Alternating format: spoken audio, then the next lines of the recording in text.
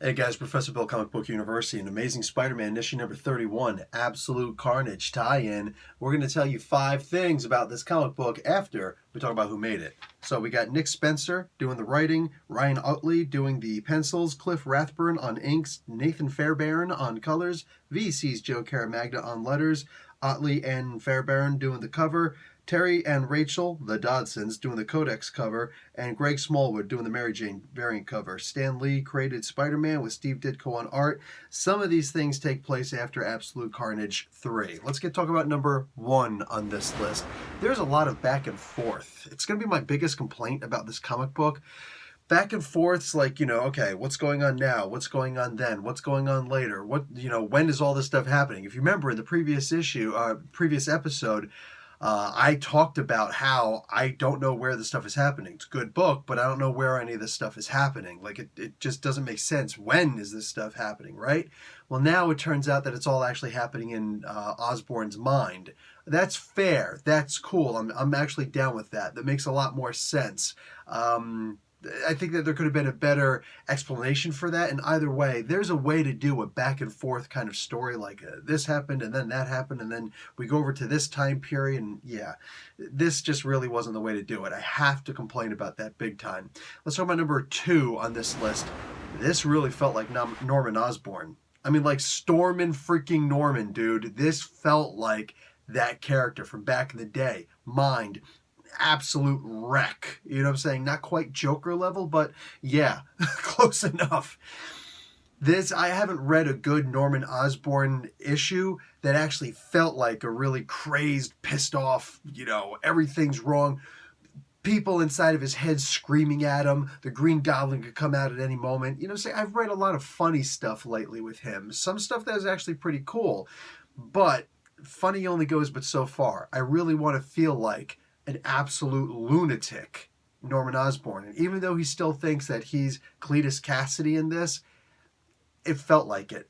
It definitely felt like this was Norman. Let's talk about number 3 on this list.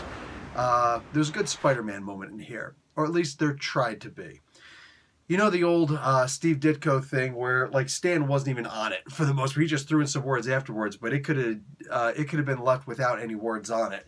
Where he's trying to break out of the whole freaking structure collapsed on him, and he's trying to get up but he can't. And then he forces himself up and remembers who he is, and he's got to do it for Uncle Ben and picks it. Yeah, and it was an amazing moment. Nobody's ever going to forget that, right?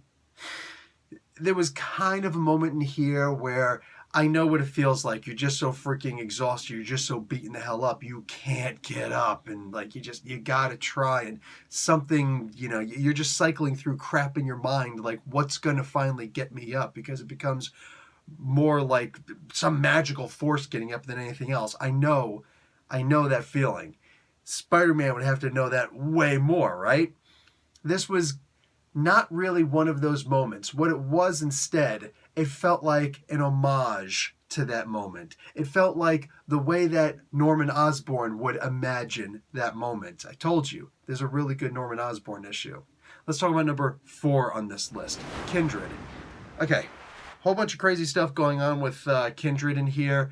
He's trying to get as cerebral as possible. We're understanding that all of this stuff, for the most part, is happening in Norman's mind. Maybe even the part with Kindred, but probably not. Anyway, Kindred has to come off as a pure badass. Especially he's been doing too much of the silly stuff lately, which I really just don't want to see. And I know Spencer's good at doing the silly, but I know that he's also good at doing the serious. And I need to see Kindred as being more serious, not this silly, nonsensical thing. This was a very serious, a very, I don't even know angry, but vengeful. Like that kind of vengeful that doesn't have angry to it. More like the entitled vengeance, That's the kind of stuff that I want to see in Kindred, personally, because that's what I feel has been built up with this character. That's the whole setup in my observation. Here, there's a moment where he's able to get one over on Norman, and yet, like the earlier parts, this is a Norman comic book. So he doesn't fully get one over on him. It almost feels like this was Kindred's first failure. This was cool. And finally, number 5 on this list. I'm going to make a prediction. I'm going to say that it's a possibility that maybe Kindred is actually Harry. Look, it seems like this is what they're trying to lead us to believe, right? So maybe I'm just falling for the trap. I don't know. But my first prediction on this, maybe it's actually Harry. Maybe. We'll see. We'll see. Anyway, guys, this was not the greatest of comic books, but it was a good Norman comic book. You really have to dig in to understand what is being done in this book, though. But once you do, yeah, especially if you're a Green Goblin fan, you're going to enjoy this one. Professor Bill, Comic Book University. Class dismissed.